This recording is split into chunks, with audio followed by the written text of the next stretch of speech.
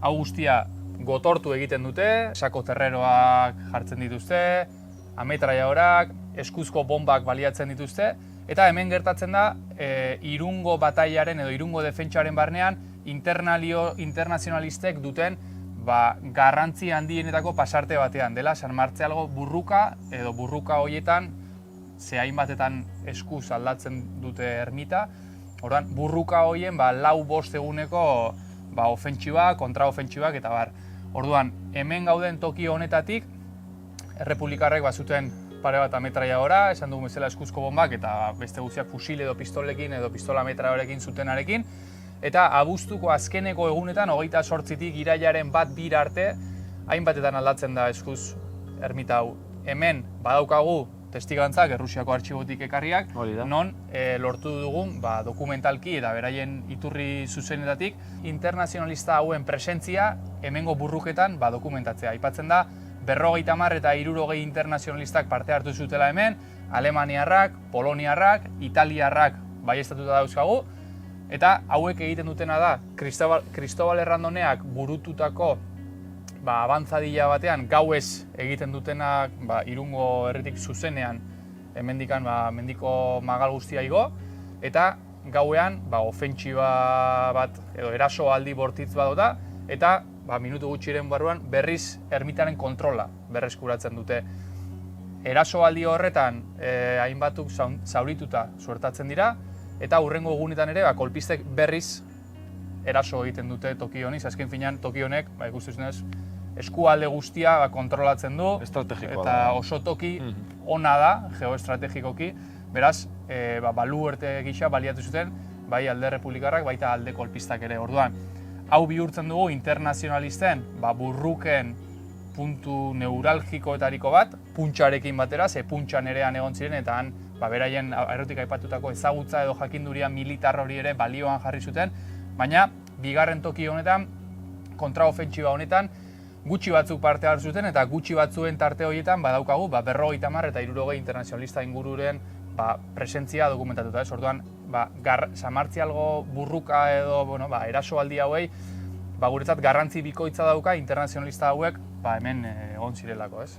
Eta horrelako pasarteengatik azkenen iruditzen zaigu garrantzitsua gurera ekartzeaz gain, memoria egiteaz gain eta gurera ekartzeaz gain borrokalari hauek ere pixka bat eredu bezala bilakatzea, ez? Itsasargi bilakatzea, azken aldiko garai ilun hauetan, ez? Zerren itsasargi? Giza eskubideen, oroimen historikoaren, demokraziaren edo balio demokratikoen itsasargi eredu, iruditzen zaigu oso adibide potenteak direla, bai gazteentzat eta bai oro har jendarte guztiarentzat. Eta aparte horrez gain ere bai, gehitu beharko litzaioke nazioarteko borrokalari hau izan zirela Estatu Espainiarrean lehenengotarikoak borrokan aritu ziren. Aragoikoak kontu hartuta, Aragoikoak eta hauek izan ziren lehenengo nazioarteko borrokalariak, antifasistak, parte hartzen. Gero ia sortu zituzten nazioarteko brigada, baina guretzat, hilabete batzuk geroago, guretzat hau dira pixkat protobrigadak izango liratekenak edo brigaden asimasiak.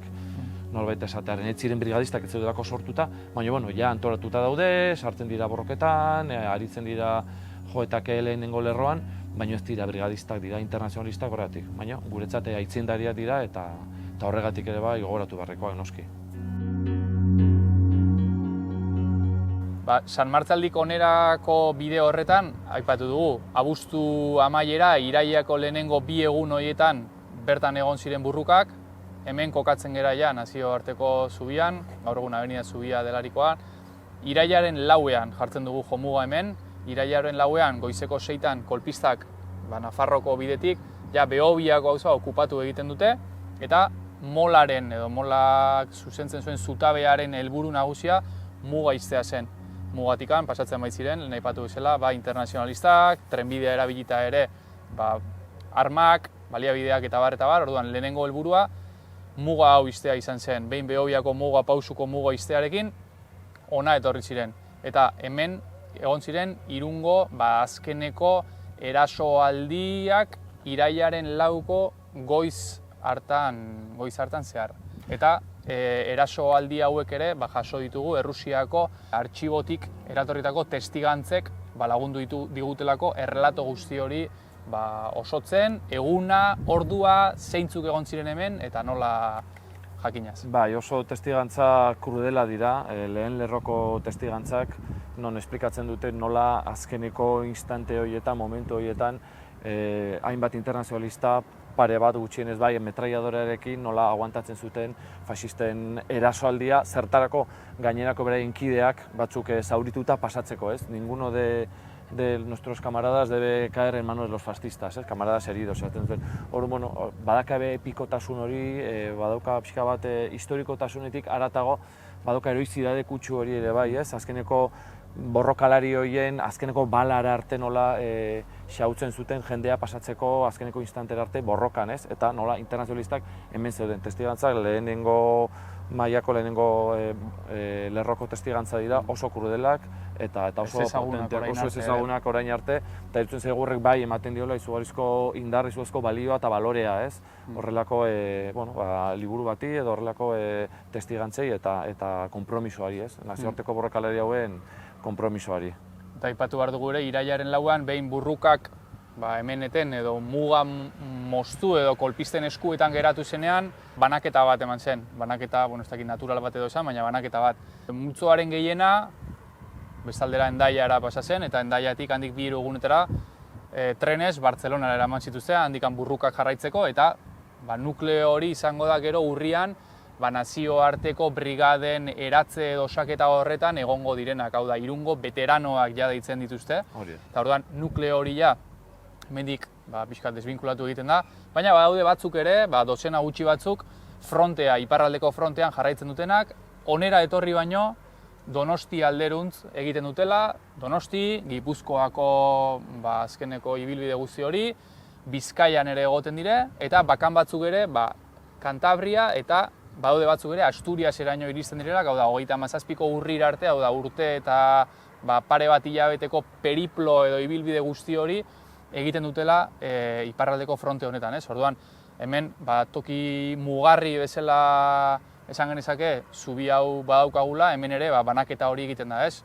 Borroketan egon bai, baina hemendikan ibilbide bat hartzen zutenak, eta bestetik iparraldeko frontea jarraitu zutenak, iparraldeko frontea jarraitu zutenak, behin iparraldeko frontea kolpisten eskuetan geratuta, Frantziara ebakuatzea lortu zuten batzuk, beste batzuk preso hartu zituzten kolpistek, eta iparraldeko frontean egondako gehienek horra emaitzen dute beraien gerra edo bizitza belikoa esan genezake.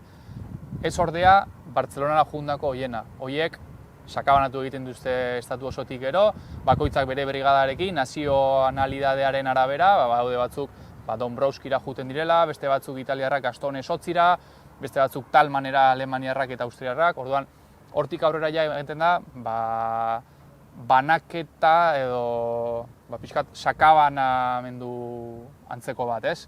Orduan hortik ja pista edo jarraitzea zailago egiten zaigu, zeren kontuan hartu behar dugu, Gipuzkoa kolpistek 1937ko apirilaren 26ean okupatu zutela, Elgeta eta Ibar okupatuta, apirilaren amaieran amaitzen da. Hau da, txoro-txoro 9 hilabeteko gerra historioa izan zuela Gipuzkoak errepublikaren eskuetan, eta hortik aurrera bigarren fase bat hasi zela, pixkat errepresioari dagokionez Gipuzkoa mailan, hori ere gure liburuan ere sakonduko dugunez, gure proiektuak, hau ez da bakarra ikerketa eta publikazioa, ez da ardatz edo hanka bakarra, baizik eta hiru ardatz edo hiru hanka ditu, hiru zuta, hiru ardatz, hiru hanka ditu nola bezatarren ez, ekimen honek alde batetik liburua, historikoa, akademikoa, idatzi duguna Aitzolek eta biok, artxiboko dokumentazioekin eta bar, hori litzateke lehenengo hanka, bigarren hanka litzateke Stoutxaren semeak George Waisanek idatzitako liburua, Stoutxa borrokalari